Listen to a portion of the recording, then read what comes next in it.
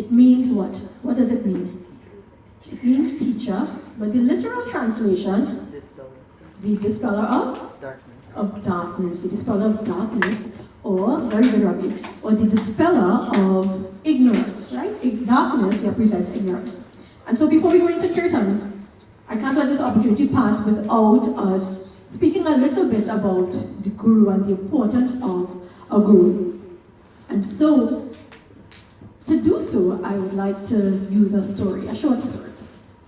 So once, there were 4 towns, Towns, towns. And there was great famine and drought throughout these towns. Everybody was hungry and nobody could find any kind of wealth. And so, one thing that all of the towns had was that each of them had a big bag of seeds. Right?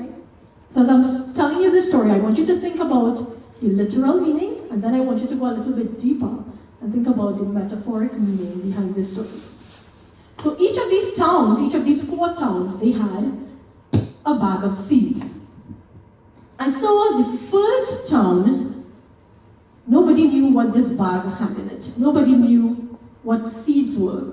Nobody knew what potential seeds could have had and how it could have impacted the hunger of the village. And so nobody did anything and everybody starved and died. Tragic, right?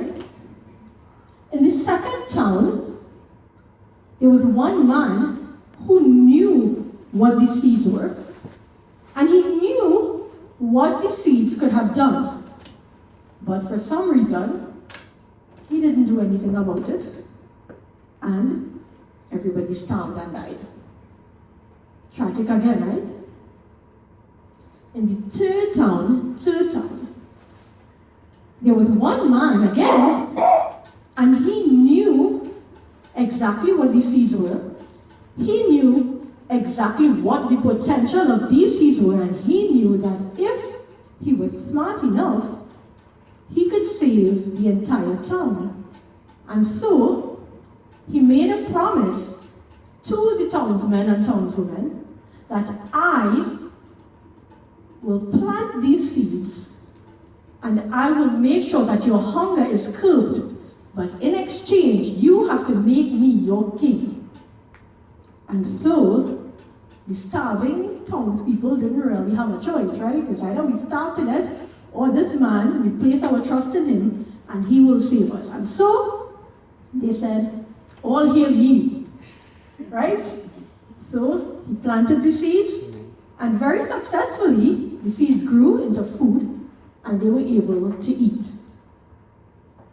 And then in the fourth town, there was another man, and he also had the very same knowledge that the third village, the man in the third village had. He knew the potential of the seeds. He knew that it could save all of the people. And so, he called a town meeting, and he said, this that we have, this is an investment in our future. And I know what to do with it. But it will be so much easier if I am able to teach you so that together we can all plant these seeds. And as time goes by, you will be able to plant seeds for yourself. Do I need to say anything else?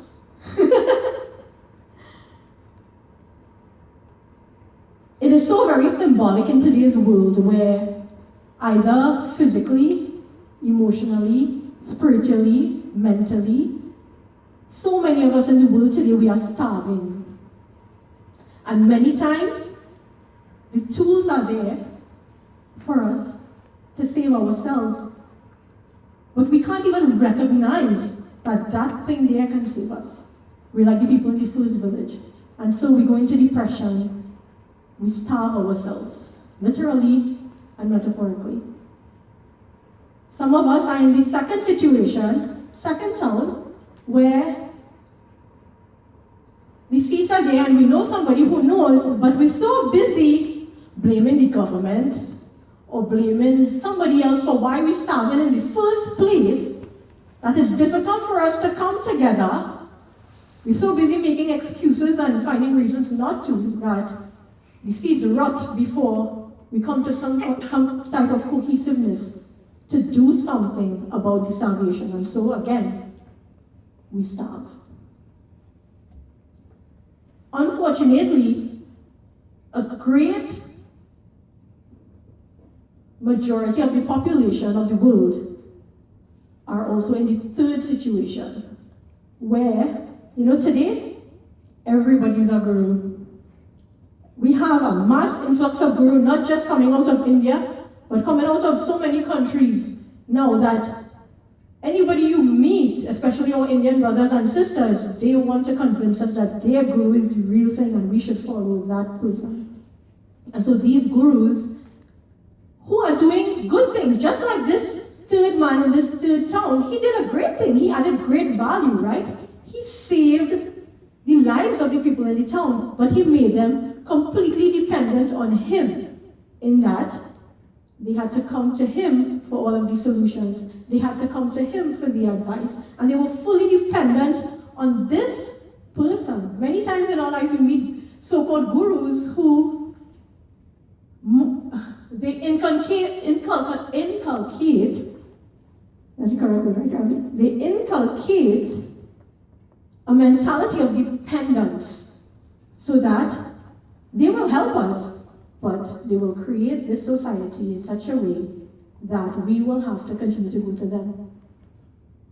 And then, rarely, but if we look hard enough, we find the gurus in the world, like this man in the fourth town, who not only does he have the knowledge, not only does he have the ability to apply the knowledge, but he has the ability to empower those around him. Today I read a quote and it said that the qualities of a great leader is in his ability to create more leaders. And oftentimes we look at a guru as a leader, right? We look at a guru as somebody who can lead the way, show us the path. But the true leader is one who is not only able to show us the solutions when we are lost, but eventually, when we are ready, he helps us to find those solutions for ourselves. He helps us to know where to go to find those solutions. He helps us to build those skills and those qualities within ourselves so that we are able to do for ourselves. Agreed? And so, in determining who a true guru is, Ravi said it perfectly. Guru means that person who dispels ignorance, that person who dispels darkness. And how do we dispel darkness? The only way we can do that, darkness is something that we can just hide. The only way to dispel darkness is by shining light. And the third person in the third town, he didn't shine light. He didn't remove the darkness. He kept the darkness there and he used it to his own advantage. A true guru is the person who sheds light. He removes the darkness and he allows everybody to see this light, to share this vision that he has, and to be able to save them, their own selves from salvation. So on Guru Purnima, it is our duty, it is our responsibility to pay tribute to those Gurujis in our life. Panditji is one of the most humblest gurus that we have in our midst. And how do we do that? What do these great gurus want from us? So Guru Jagi Vasudev, he says that if you are a planter, or if you're just like me and you're trying to plant something, right? The best reward you can get is to see that flower or that plant blossom, and to see that flower bloom into the most beautiful thing that it can be. And so for true gurus, the best thing that we can do for them, the best Guru Dakshina, is to show them that we have learned what they have taught.